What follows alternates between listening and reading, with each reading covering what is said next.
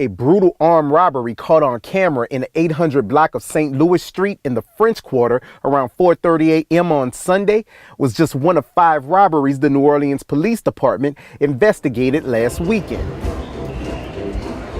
And yesterday, city and business leaders were at odds over Mayor Mitch Landrieu's plans for unarmed citizen patrols in the French Quarter. The mayor's plan, called NOLA Patrol, is funded by a voluntarily self-assessment hotel-motel tax and will have 50 trained and unarmed civilian employees working 24 hours a day, 7 days a week in the 8th District. NOPD 8th District Commander Jeff Walls says the plan has them working side by side with NOPD officers. They'll be working on the same platoons as our regular officers. So they'll be paired up sort of with these officers, so there'll be an officer readily available.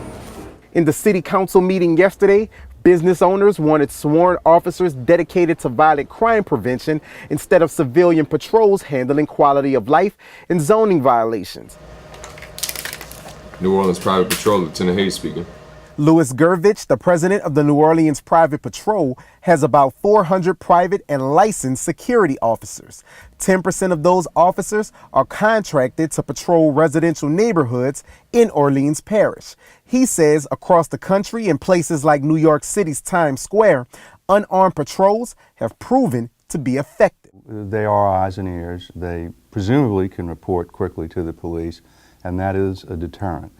What's more of a deterrent, though, is when the officers are licensed and trained and they are armed. But in the case of the armed robbery on St. Louis Street, Gervich thinks there would be very little a patrol officer could do. In that situation, how effective would a patrol person be? Well, he can get a radio call off. I'm sure of that. That would speed up the police response by several seconds or even minutes, and that would be a big plus. Beyond that, I think it would be essentially suicidal for him to insert himself into that situation at that point in time.